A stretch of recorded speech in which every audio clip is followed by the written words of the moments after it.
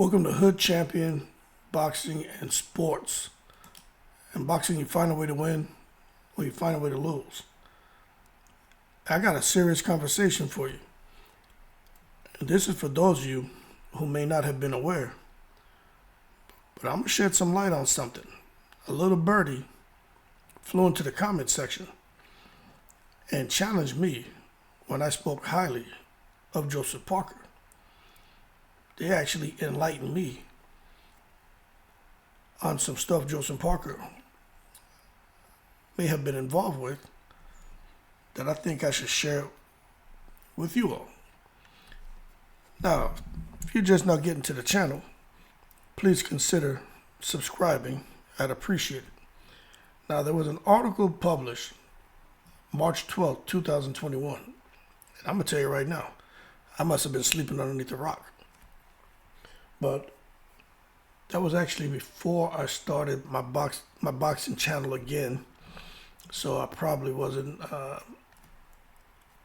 even thinking about any of this stuff. I wasn't covering this stuff at the time. I didn't start my channel until April 2022. So this came out in March 2021. But anyway, the article is titled, "Boxer Joseph Parker is high-profile sportsman allegedly linked to international meth ring." Now, I'm going to read to you some of this. It's not going to be a short video, but I think it's important because this could explain Joseph Parker hooking up with Tyson Fury, living out there in the UK, being away from his family in New Zealand, and why he doesn't seem to be interested in going back to New Zealand, and how it seems that Joseph Parker keeps getting fight after fight after fight after fight, if you notice that. Now check this out, right? This article goes on to say that the former heavyweight champion has been fighting in court for almost 2 years, trying to keep his name separate from Crown allegations he was involved in an international drug ring. Today, after 23 months, he lost that fight. Edward Gate takes you inside the story Parker didn't want you to know, so obviously they didn't want this to get out. Now, the Crown believed Joseph Parker was connected to an international drug ring operating in a large-scale methamphetamine operation during a major 2019 trial in which 3 men were found guilty of various charges relating to importing methamphetamine from California and the wholesale supply of the Class A drug in Auckland, okay, where they said Parker was connected. Now, Parker was never charged by police, despite police being granted a warrant to search his house. They chose not to execute it. The police chose not to do it. The Crown's evidence against Parker has never been tested in court. He always denied the allegations. Despite that, the Crown alleged at trial that Parker bought methamphetamine and talked to one of the convicted trio about finding a supplier. He was also identified as being a source to exchange New Zealand dollars for U.S. currency to enable the group to buy drugs. Now, you know where this is going. They say that he was the guy working with the fellas out there in New Zealand to find a supplier. Makes you wonder, right? It says a third strand of evidence that the Crown said linked Parker to the operation was later conceded by Crown lawyers not to relate to Parker. Since April 2019, Parker has been able to keep his name secret, but not longer, thanks to a legal fight by the Crown and stuff. Today, the highest court in the land refused to hear his appeal. The decision from the Supreme Court means Parker's name and the Crown's allegations against him can now be made public. It follows multiple appeals from Parker and his high-powered legal team, who have been trying to overturn the refusal of judges through progressively higher courts to stop the boxer's name from coming out. Parker's lawyers argued he could miss out on lucrative fights and the heavyweight would be subject to trial by media. His sister and manager, Elizabeth Fuavo, spoke of Parker's reputation being damaged irreparably. She said her brother is active in South Auckland community and was an ambassador for charities including the Middlemore Foundation and Eat My Lunch. But the media argued for open justice and the public's right to know how the high-profile athlete who represents New Zealand on a world stage had been connected by the Crown to an international drug ring. Y'all hear that? The media argued suppressing the prominent New Zealander's name because of his notoriety could lead to an erosion in public confidence of the justice system.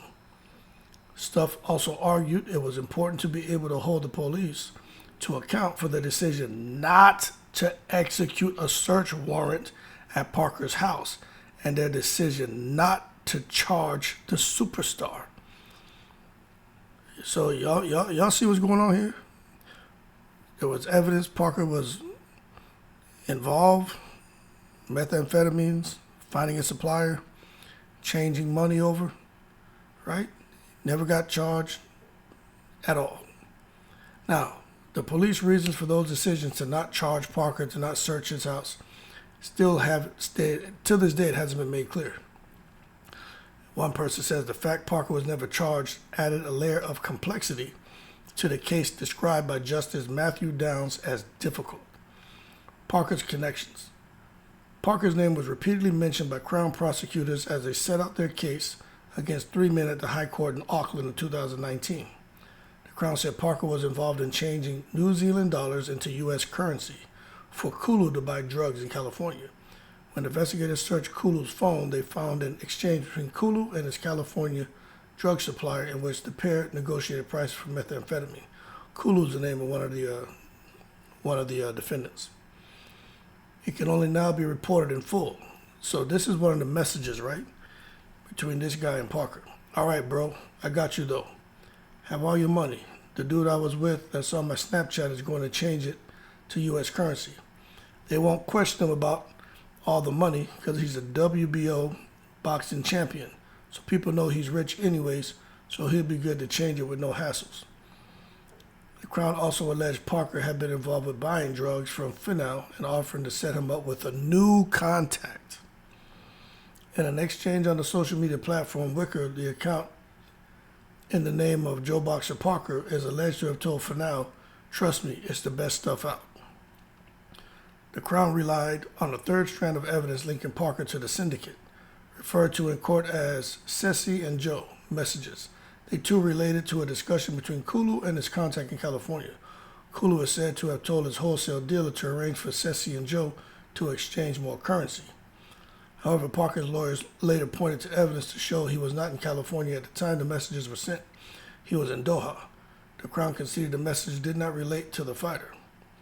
Parker has always maintained his innocence. Partway through the legal action, he filed a sworn affidavit with the court. "I have never changed or transported money for the defendants. I have never been involved in the purchase, supply, or consumption of methamphetamine." It is not unusual for high-profile people to seek name suppression when they are a defendant in a criminal trial. But Parker's bid was unusual because he sought suppression of his name despite never being charged by the police. The lawyers and judge in Parker's case could only find 2 other instances where a person or entity connected to a criminal case had argued for name suppression. Parker's bid for name suppression was the subject of 2 high court findings, 2 Court of Appeal findings, and an application to seek leave of the Supreme Court to continue legal actions. Justice Downs in the High Court had to balance Parker's interest with the public's right to know what happens in the country's criminal courts. He concluded Parker would suffer undue hardship, but declined his application for name suppression. The judge said Parker was alleged to be connected to the defendants, offending that he described as serious. A high public interest attaches to the open reporting of criminal trials, especially for serious criminal offending, he said. Justice Downs also recognized the importance of the media's ability to question the police about their decision not to charge Parker. He ruled suppressing Parker's name would be more than a little artificial, as Parker had been mentioned throughout the trial, in front of a public gallery that was often packed. Suppression of Mr. Parker's name may, in all these circumstances, contribute to the incremental erosion of public confidence in the administration of criminal justice through a disproportionate weight on immediate consequences instead of long-term views. Now, the Court of Appeal agreed a whole lot with Justin Downs. There was unquestionably a high public interest in how methamphetamine comes into New Zealand, including how it's financed and transported and how it's distributed once it arrives. The public has an interest in knowing who is behind this offending, including those who assist or enable it to occur, even if not directly involved. It said restrictions on media reporting should only happen in very special circumstances. The point of conducting criminal trials in public and the principle of open justice is that the trial can be fully reported by media acting as proxy for the public.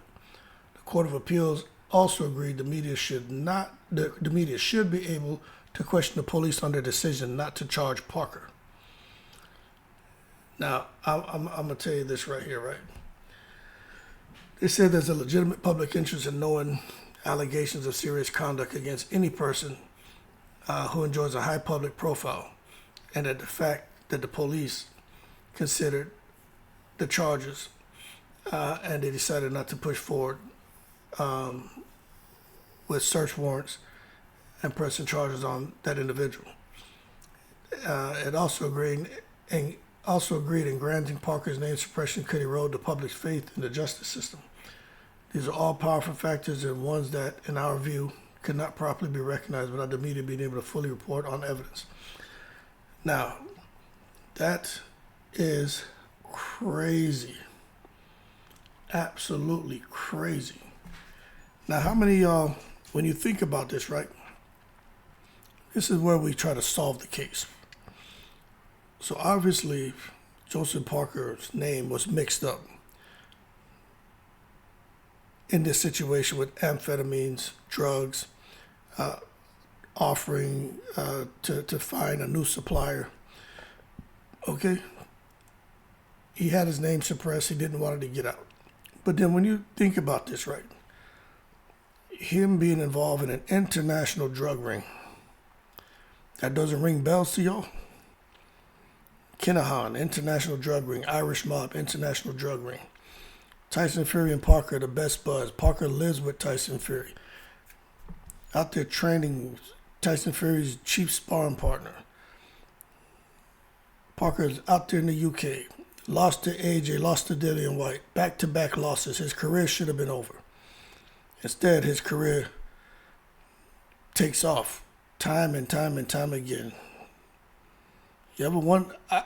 I remember I wondered. I said, damn, Parker found him a good niche out there in the UK. I didn't really understand how. But now that I understand the story, and I'm here just trying to thread things together, makes me say that something ain't right. Now, you can form your own opinions. All I'm saying is, Deontay Wilder needs to be careful, because the same way I did those videos saying I don't think Parker would do anything shady, is he dealing with Usman Sajjad? I'm going to be honest with you now, man.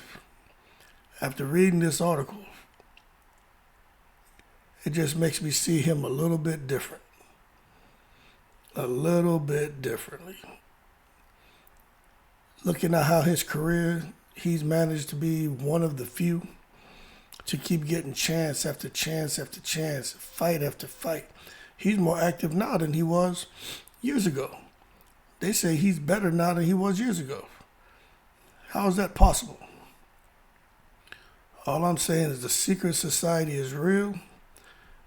More and more of these fighters who we know about and who we like to watch fight, more and more of them we're finding out may be involved in the secret society.